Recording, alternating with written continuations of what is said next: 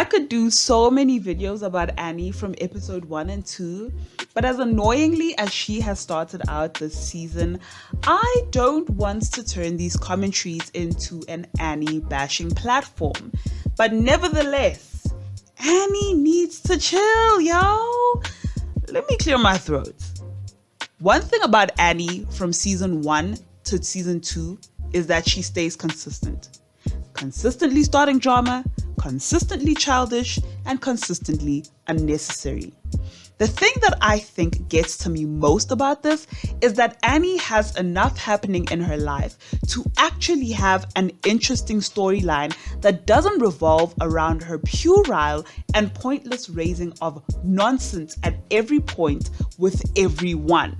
Like, it makes me wonder if Annie was one of those girls who was always fighting other girlies at school and in the neighborhood during childhood and adolescence, that the only way she knows how to interrelate with other women is through conflict and discord and combativeness.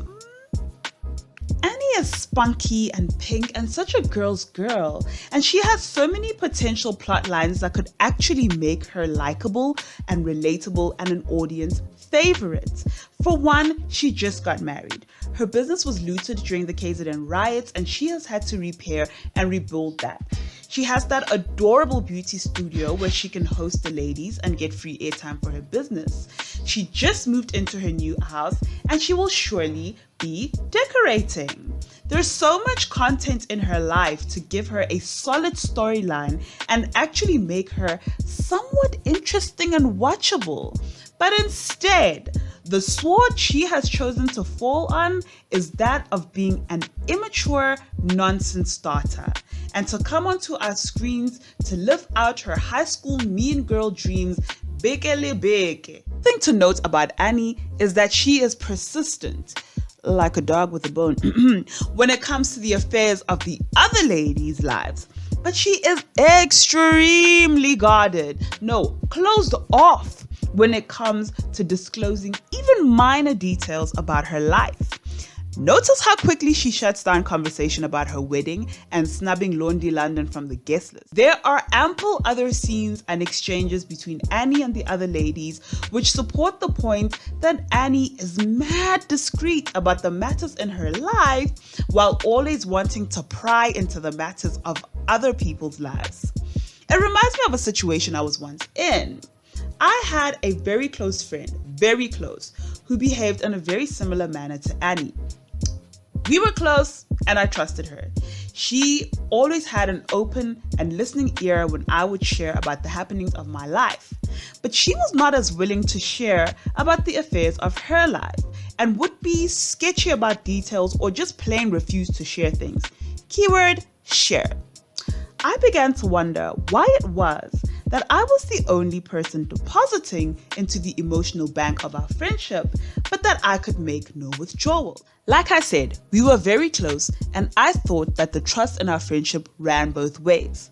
But what I came to realize is that the reason she was never willing to share things about her life with me is because she knew what she was doing with the information about my life that I was sharing with her.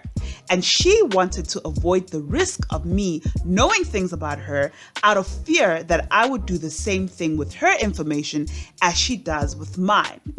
It's a type of warfare tactic where somebody collects information or details about another person so that they can have ammunition to use against that person in arguments or in order to slander that person's character without that person being able to retaliate at the same rate. I'm seeing the same pattern in Annie. She wants to amass information about the other ladies, but keep her own cards close to her chest so that she can be in a position to weaponize the other ladies' personal affairs against them, either by making those affairs into a topic of gossip or an object of ridicule and mockery. Case in point, the whole Laxongo situation. That would would explain why Annie gets so aggravated when people begin to do what she does and start prying into her personal matters, because she is putting up her guards and defenses so as to stop anyone else from being able to obtain personal information about her life that they might be able to use against her, because then that would take away her upper hand that she is trying to gain against the other ladies. This goes back to the point that I made at the start of the video, that it might be that Annie cannot coexist with other women in a non-combative manner. But it also makes me suspect that Annie's own secrecy and meddling might come from a place of apprehension that there are even deeper, darker secrets in Annie's closet. I hope I'm wrong, but I'm usually not. What do you think? Is Annie interested in forming true bonds with the other ladies? Or is she treating her friendships on the show as a chess game? Let's keep it clean and respectful in the comments. Like the video, subscribe if you haven't already, and tell a friend that the best commentary on the Real Housewives of Durban is right here on If I Start to Talk. My name is Awande Zwane, and I will be back before the dust settles with some more Real Housewives of Durban Season 2 commentary. I will see you next video.